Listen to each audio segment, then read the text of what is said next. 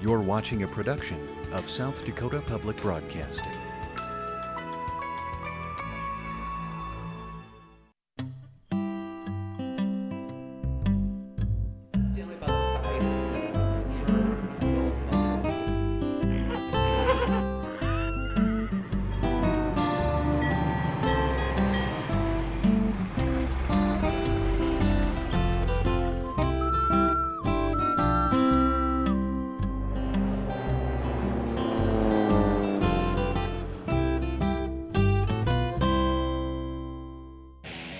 These fans are filling Vermilion's Dakota Dome for one of South Dakota's favorite sports events, the State High School Football Championships, held here every November.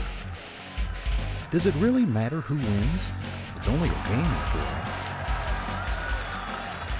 all. Only a game, yet it grips these spectators and thousands of others watching on TV like little else can. Big headlines will announce the winner in tomorrow's newspapers. There will be a welcome home celebration for the winner, and probably the loser, too. Sometime soon, a road sign will go up proclaiming the championship. It was Joe Beeler on the halfback option. It's likely both winning and losing players will answer questions about these 48 minutes of play for years. And while it's only a game, it's also South Dakota history, because it will be remembered. Ask residents in some of South Dakota's smallest towns about the biggest thing to ever happen there, and often they'll mention a remarkable sports team. Sports can bring towns together, sometimes really together, like on cold winter nights when most of a small community crams into a school gym. Sports rank as some of South Dakota's greatly anticipated happenings, like big game rivalries between our university teams, high school basketball tournaments every March, and competitions that have been on South Dakota's calendar most of its history, like the July 4th Black Hills Roundup Rodeo at Belle Fourche.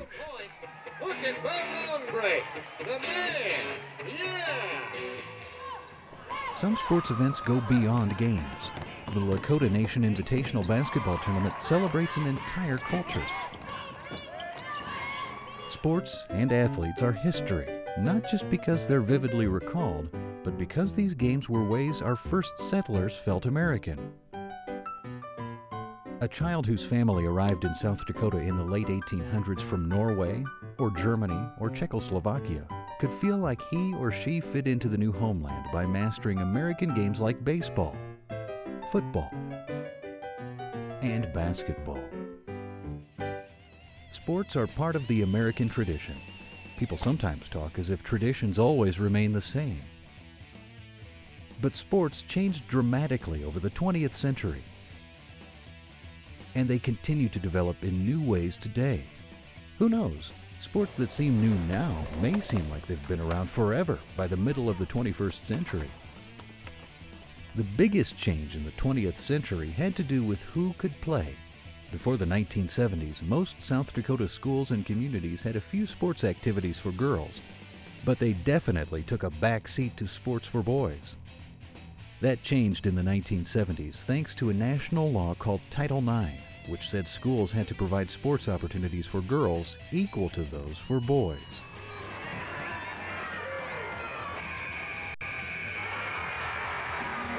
Becky Hammond was born in 1977, 2 years after Title IX became law. By the time she played high school basketball in the 1990s at Rapid City Stevens, girls' teams were well established, well coached, and offered her solid competition. From Rapid City, Becky went to Colorado State University, and from there to play professionally in the WNBA for the New York Liberty. She became an all-star. We've made lots of ground as women athletes, and we've created a lot more opportunities for girls. There's definitely been obstacles that I've had to overcome. Being from South Dakota, there's not a lot of recruiters that come to South Dakota. There's more and more, actually, college coaches coming in and taking a look at our players. You know, being my height is probably another obstacle, but I think, you know, my height is actually a little bit of a blessing in disguise, because I don't know if I would have worked as hard if I was 6'1" and I could just, you know, be better than everybody because I was taller than everybody. You know, there's a lot of people that I feel indebted to for where I am. You know, I don't think any one person gets to the top on their own. There's a lot of other people I could thank along the way, my teammates and coaches, and, you know, my parents for giving me opportunities. As a girl in South Dakota, Becky watched another basketball player who was a few years older than she, and who also became a famous name. Sue Ann Big Crow of the Pine Ridge High School Lady Thorpes, named an All-America player by the USA Today newspaper. While a high school player, Sue Ann dreamed of going to college and then returning to Pine Ridge to make life better for children. After her death in a 1992 car accident, the people of Pine Ridge honored the memory of her inspirational basketball play and her dream by building this club. Of course, most of South Dakota's young athletes won't ever play professionally, earn athletic scholarship money, or inspire great community projects.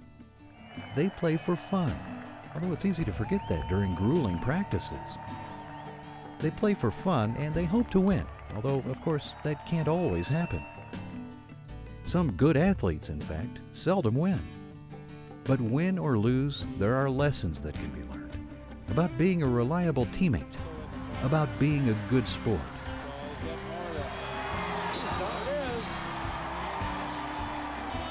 The word fan is short for fanatic, and sometimes South Dakotans become exactly that. And when fellow South Dakotans make a splash in sports nationally, fans here are proud.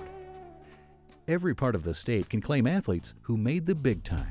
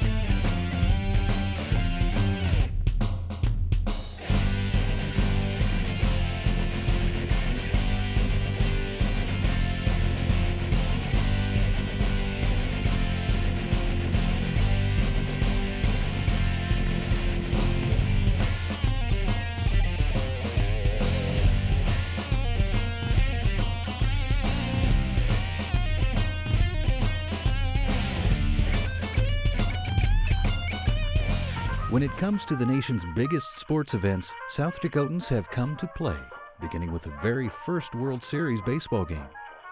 The winning pitcher in that 1903 game was Pittsburgh Pirate Deacon Philippe, who grew up and learned baseball near Ashton. Another South Dakota World Series star was Mitchell's Dick Green, a second baseman who won 3 series championships with the Oakland Athletics, and who took home the Babe Ruth Award as Outstanding Player of the 1974 series. Even though it was a long time ago, I still remember a little bit of it, but I was a mediocre player on a very, very good team, and I couldn't hit the ball well, but I could catch it every now and then, so I was very lucky to play with a wonderful, wonderful ball players. The World Series is played each October between a National League and American League champion. Only one manager won World Series with teams from both leagues, Hall of Famer Sparky Anderson of Bridgewater.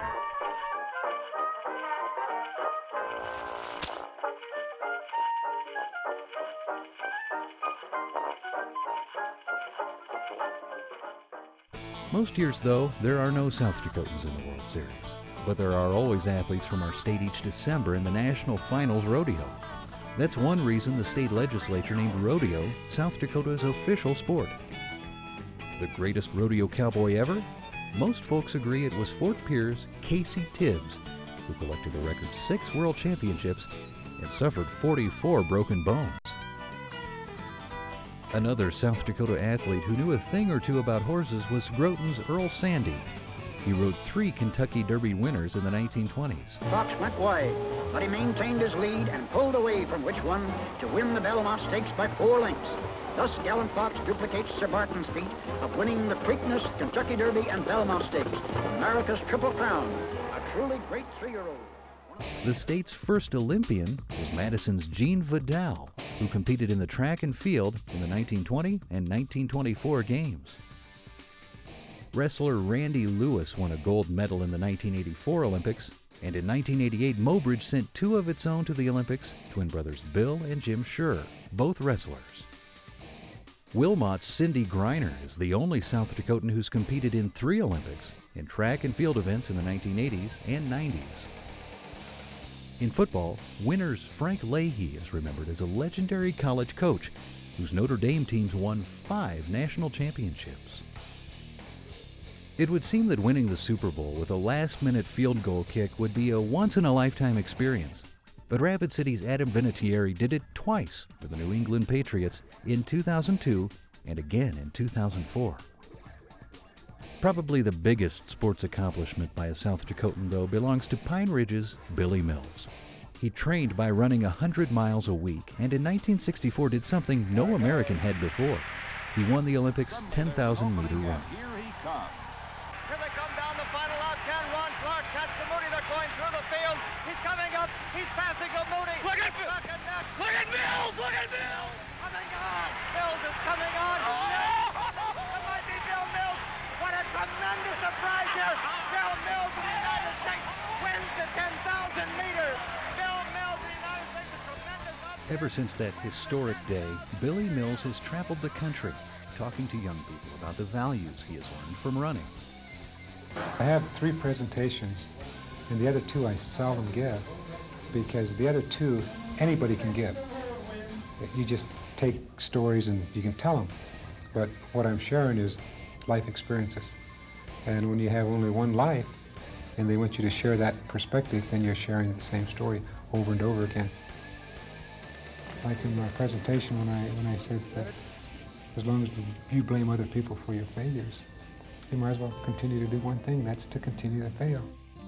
People often say they love the excitement that sports offer, but as is true of other areas of history, sometimes the valuable lessons stand out most clearly as the years pass and some of the excitement fades.